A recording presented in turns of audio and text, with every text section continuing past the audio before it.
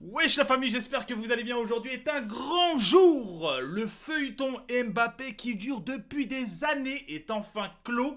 Alors oui, c'est quasi officiel, en tout cas en interne c'est déjà fait, tout le monde est au courant, Mbappé va rester et prolonger. Ça va même jusqu'à dire que le joueur aurait appelé lui-même Pérez pour lui annoncer que finalement il ne viendrait pas au Real Madrid.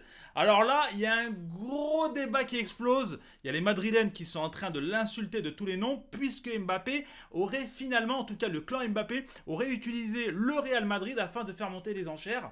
Il n'y a qu'à voir la vidéo de Romain Molina, le lien est dans la description de la vidéo si tu veux plus de détails. Mais bref, le clan Mbappé se serait joué du Real Madrid pour faire monter les enchères et prendre un joli pactole. Du coup, c'est vrai que ça fout le seum quelque part pour le Real Madrid. Je peux comprendre, sachant que finalement ils se sont assez concentrés sur Mbappé depuis quelques temps en termes de futurs recrues, de négociations, et ils auraient pu dépenser de leur énergie, de leur temps dans d'autres joueurs. Donc ils se sont focus sur Mbappé et aujourd'hui ils perdent tout. Et ça, c'est un truc de fou. Il y a le président de la Liga, les gars, Javier Tebas, qui est vénère. Ce que va faire le PSG en prolongeant Mbappé grâce à de grosses sommes d'argent est une insulte au football. El Khalifi est aussi dangereux que la Super League.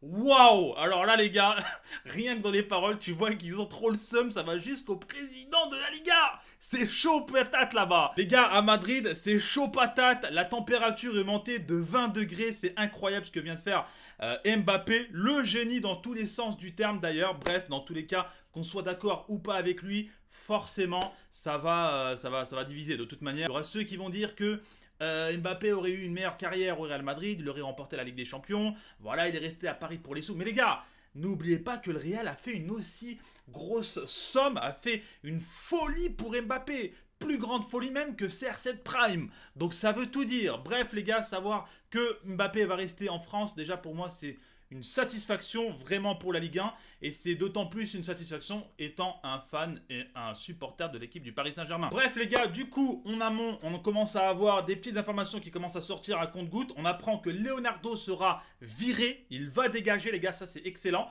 On apprend que même Pochettino va suivre le même chemin. Et vous savez quoi les gars? Ma petite oreille me dit que Zinedine Zidane va rejoindre le Paris Saint-Germain. Et ça les gars, c'est une dinguerie monumentale parce que vous vous imaginez bien que si le Paris Saint-Germain nous sort Pochettino, c'est pour nous ramener aussi mieux que lui, minimum les gars. Sachant que Pochettino, voilà, au Paris Saint-Germain, il n'a pas vraiment prouvé avec ses formations. Voilà, il n'était pas non plus ouf, hein, voilà. Donc je crois qu'il a le pire ratio d'ailleurs en termes de victoire-défaite en Ligue 1 et depuis son arrivée, depuis l'ère des Qataris. Je crois, il me semble. Mais bref. Du coup, les gars, celui qui imaginé en tant que futur sélectionneur, en tant que futur entraîneur du Paris Saint-Germain, n'est autre que Zinedine Zidane.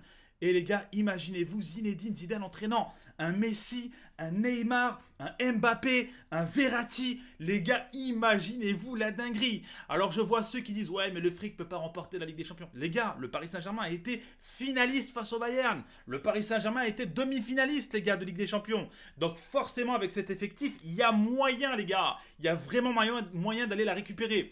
Bref les gars, dites-moi ce que vous en avez pensé de ces informations. En tout cas, tout est en train de se chambouler au Paris Saint-Germain. L'organigramme est en train de péter. On est en train de restructurer le club. Et vraiment, le Paris Saint-Germain en avait besoin, étant donné les sommes injectées dans le club.